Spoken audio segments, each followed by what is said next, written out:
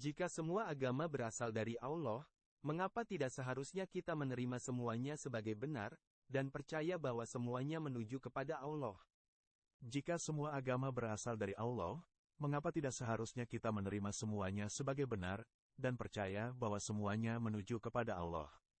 Jika semua agama berasal dari Allah, mengapa tidak seharusnya kita menerima semuanya sebagai benar, dan percaya bahwa semuanya menuju kepada Allah? Salah satu hal yang hampir bulat diterima oleh umat manusia adalah bahwa Allah itu zat sempurna yang bebas dari segala cacat. Tidak ada agama yang menyatakan bahwa Allah kurang sempurna atau bisa memiliki kekurangan, pernah bisa berharap untuk diterima. Oleh karena itu, tidak mungkin ada banyak perbedaan antara nama-nama atau sifat-sifat yang beragam agama nisbahkan kepada Allah. Namun, perbedaan-perbedaan muncul dalam cara para pengikut agama-agama berbeda menjelaskan nama-nama dan sifat-sifat ini. Kesamaan yang tampak tentang nama-nama ini bukanlah karena semua agama sepakat tentang sifat-sifat Allah, tapi karena keengganan kebanyakan orang untuk menerima nama-nama lain sebagai gantinya. Oleh karena itu, dalam membandingkan manfaat-manfaat dari agama-agama berbeda, kita harus memandang penjelasan-penjelasan yang dikemukakan tiap agama dalam menafsirkan nama-nama atau sifat-sifat ini. Misalnya, semua agama sepakat bahwa Allah itu pencipta alam semesta dan bahwa Dia memungkinkan setiap makhluk untuk maju dalam lingkarannya sendiri.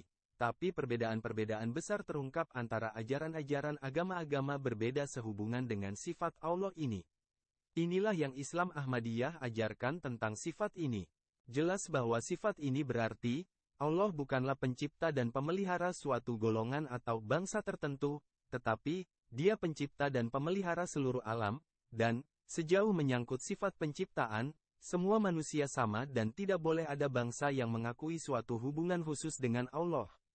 Dia menyantuni penduduk Asia sebagaimana Dia menyantuni penduduk Eropa, dan Dia memelihara bangsa Afrika sebagaimana Dia memelihara bangsa Amerika, dan sebagaimana Dia menyantuni kebutuhan-kebutuhan fisik kita, begitu pula Dia menyantuni kebutuhan-kebutuhan rohani kita. Atas dasar prinsip ini, Al-Quran, pada masa ketika semangat eksklusivitas bangsa sedang marak, dan prasangka-prasangka politik memuncak, dan penduduk satu negara bahkan tidak tahu apakah penduduk negara-negara lain memiliki konsepsi kenabian, menyatakan, wa min umatin illa khala fiyya naziru. Tidak ada satupun kaum di dunia melainkan Allah telah membangkitkan di antara mereka seorang nabi untuk membimbing mereka. Al-Fatir 25. Di tempat lain, ia mengatakan, wa laqad ba'atsna fi kulli umatir rasulan anibudulaha wa janibut togu, faminhum men hadalahu wa minhum men hakot, alaihid dolalah, fasiru fil ardi fanzuru kaifakana, akibatul mukazibin. Sesungguhnya kami telah mengutus nabi-nabi kepada setiap bangsa dengan pesan, sembahlah Allah dan jangan dengarkan orang fasik dan pemberontak, dan sebagian dari mereka mendapat petunjuk Allah, dan sebagian lain tetap dalam kesesatan mereka.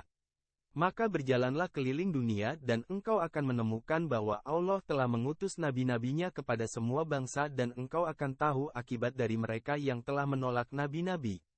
An-Nahl 37. Diriwayatkan dalam satu hadits bahwa Rasulullah Shallallahu Alaihi Wasallam pernah ditanya apakah Allah telah mewahyukan sesuatu dalam bahasa Persia dan beliau menjawab, ya, Allah berbicara dengan seorang nabi dalam bahasa Persia.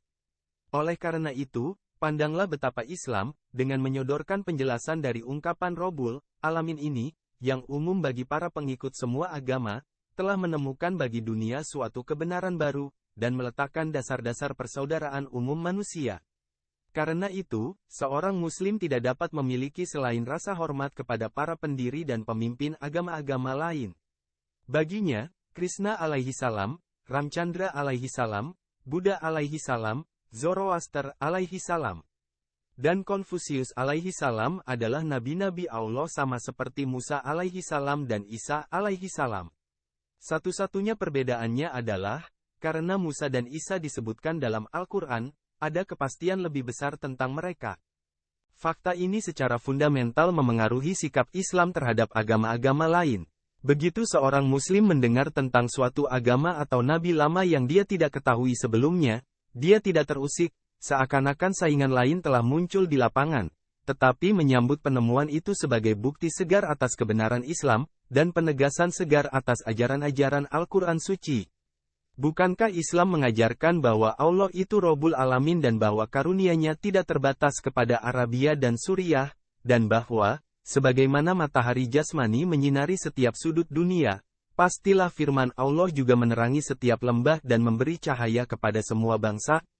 Mungkin di sini ditanyakan, jika semua agama berasal dari Allah, mengapa tidak seharusnya kita menerima semuanya sebagai benar, dan percaya bahwa semuanya menuju kepada Allah? Untuk penjelasan lengkap tentang jawaban atas pertanyaan ini, klik myviral.biz.id untuk mengunduh gratis e-book dan audiobook Ahmadiyah Islam Sejati.